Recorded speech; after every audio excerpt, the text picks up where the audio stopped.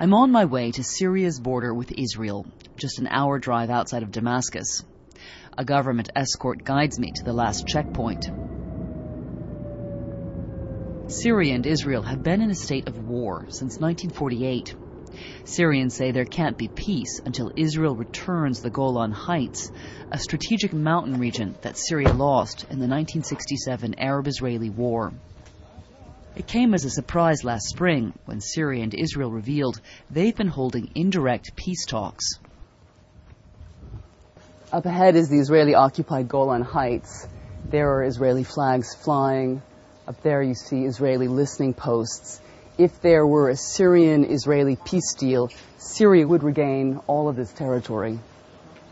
The government claims this town, Quneitra, was intentionally destroyed by Israel when it withdrew from northern Golan years later. Syria never rebuilt it. I meet some men who used to live in the Golan. أنت من كونيترا؟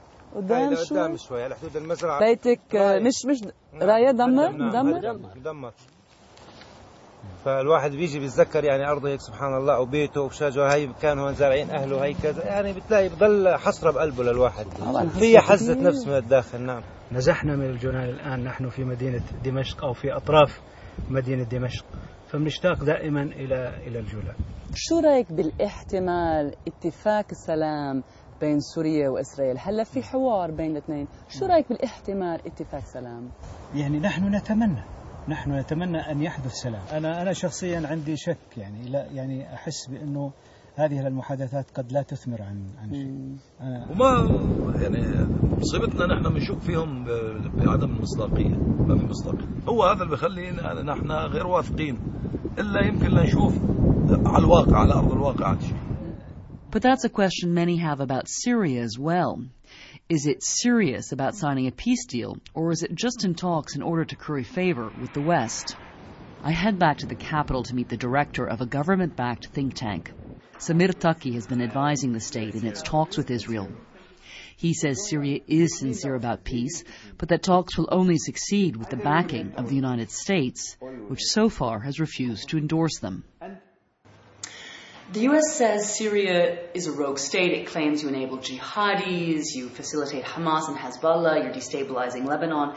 If that's the case, why should the U.S. re-engage with Syria? You cannot isolate Syria. Put sanctions on it. Do whatever, and then ask Syria, why aren't you reforming yourself? And threatening it. It's not by fear that Syria will react positively. It is by consensus that Syria will react positively. So you're saying if the U.S. plays a more constructive role vis-a-vis Syria, Syria will in turn play a more constructive role in the region? Yes, definitely. But filmmaker Omar Amiralai doubts the government's intentions in the current peace talks. They are not sincere and they are not serious.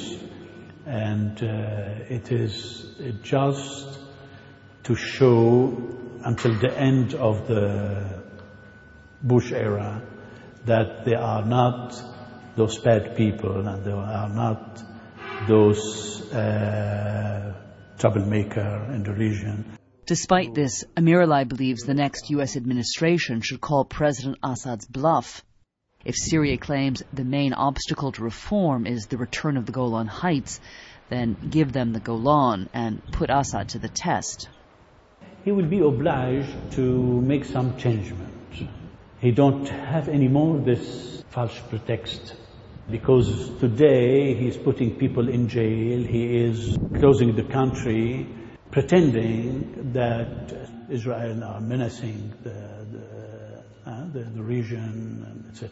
So the peace, I think, will make this regime practice some changement.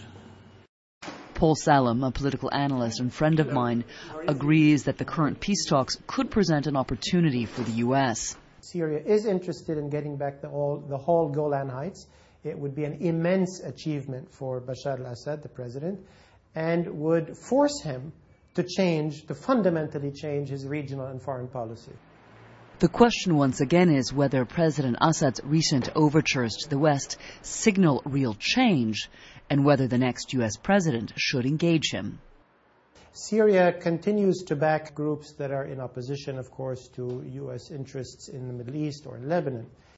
A lot of this support is in order to get back the Golan Heights. The key is really trying to get peace between Syria and Israel, because if the peace is not achieved, Syria and Israel will remain, in effect, at war, and the U.S., as Israel's main backer, will also indirectly remain at war with Syria.